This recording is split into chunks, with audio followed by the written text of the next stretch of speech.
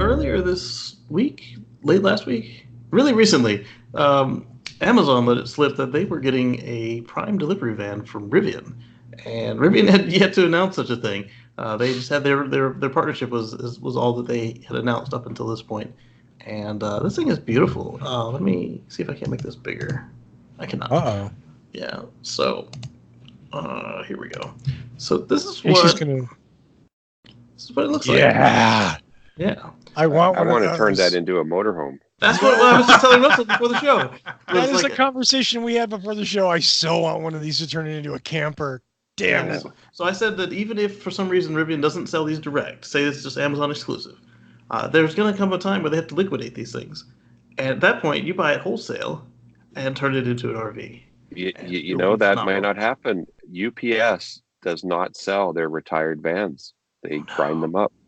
You cannot. You've never seen a former UPS van as a private vehicle or as a plumber's truck. If it was like a Ford Econoline, they drive the shit out of them, and then they crush them themselves. I hope is that because they don't want anyone to have the type trademark of vehicle? Yeah. Okay, the look of a vehicle. And I think they've squeezed every ounce of life out of them by the time they retire them, and they just don't feel they'd be safe to pass on to anyone else. Yeah. Okay. But this vehicle looks horrible, in my opinion. Here, let me get another angle. It looks like stand up in it. A bread box, like it's with wheels. Like, oh my gosh, it's just. Well, you got to carry hundreds of packages. Well, that's exactly why they want every rectangular boxes. They want every square inch usable inside that vehicle to throw another parcel in. But man, does that ever look like a rear angle? That ever look ugly? It's aerodynamic and everything. Tiny wheels. You're using ugly in a way that I would not use it, because I think that thing's amazingly awesome. Oh my! Sleek, aerodynamic. Keep in mind, beauty is in the eye of the beholder. Yeah, right? exactly. One of my dream cars is the Ford Transit Connect. So let's just. Yeah, that's. I got issues. Those are ugly. I got issues, but I won't buy one because it only gets 22 mpg. Yeah. Now, before the show, we were kind of kicking around as to what do you think they will put the range these vehicles will get? What's everyone's guess? The average UPS vehicle driving around town. Do you think 200 or less? So you think it's 100 or less? I think it's 200 or less. 200 or less. What do you think? Most cities, the routes are well under 100 miles a day. Exactly. But the Prime Sprinter vans, the ones that are owned by the small businesses, assuming they do that same program with this, they have to be able to go a little bit further. Well, if it's someone who has a rural route where they go out in the booths, so they might have 2 models. But like in a city like Boulder, I mean, there's a UPS barn and 20 miles and done. 30 trucks, and they do their loop and they go back, every night. So it'd be perfect for that. So while we're all talking about all the good stuff, and there's nothing. But is there a heliport on the roof for all the drones that drive to the neighborhood? Even if it's not now. Go off and drop all the packages. No, they switched to the blimp. They switched to the blimp, Paul. So now all the drones are coming out of the airship already. So no need for the vehicles on the ground to launch the drones. The airship will do that. Yeah, but this is a full-size van, so you get 5 or 8 solar panels on the roof without affecting anything. Now that you won't be able to drive on them, but you'll be able to, top it off. Top up the drones. No, the driver will go sit in a neighborhood. The drones will go off to the last quarter mile, and then he'll go to the next neighborhood. Speaking of drones, we talked about this a few weeks ago. Amazon is a Rivian investor. They are. $230 million, was it? 700 million. Was it that much? Yeah.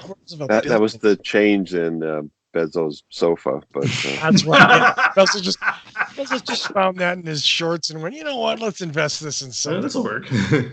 So, interestingly enough, I mean, Amazon is buying vehicles from Amazon. Yeah, 700 million. Yeah, Ford was 500 million, and Amazon did an additional 350 million. Oh, sorry, no, Cox Automotive did an additional 350 million.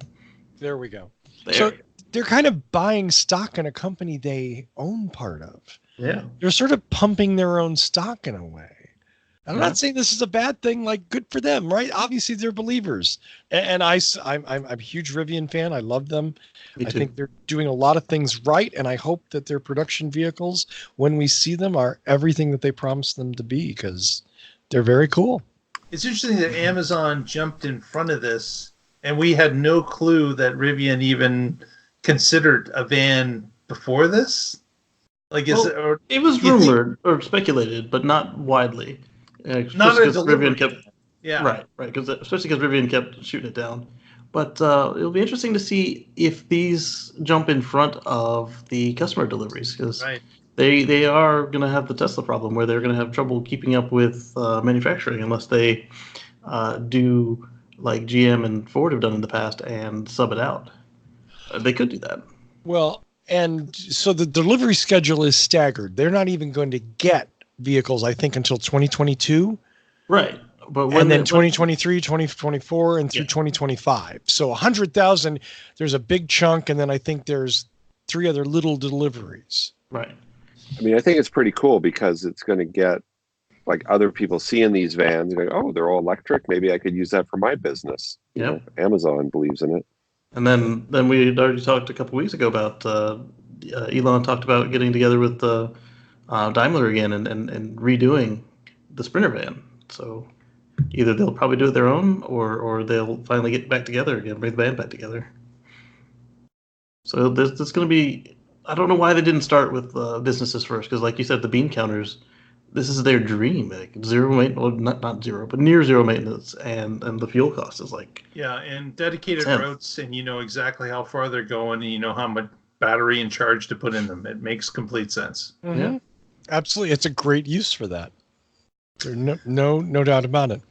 And again, you're not worried about range anxiety. They know what they're going to drive, and they don't need to make them extra performant. You could put in just the right size motor, because you don't want your packages doing 0 to 60 in 2. You want them to just kind of just get up to speed and not get run over. Don't get run off the road. Yeah.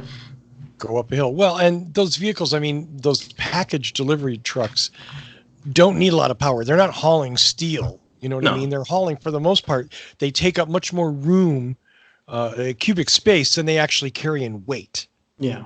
For a business vehicle. So, yeah, it's like, it's a big truck full of air for the most part.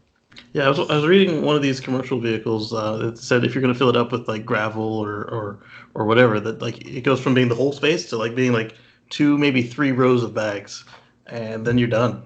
Because like you said, it's not. You're overweight at that point. Yeah. Right. But come on, how many of us have gotten an Amazon box this big for this item?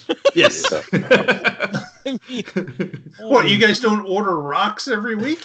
Well, I do order my gravel from Amazon. That is true. I will admit. You busted me, Mark. You got me.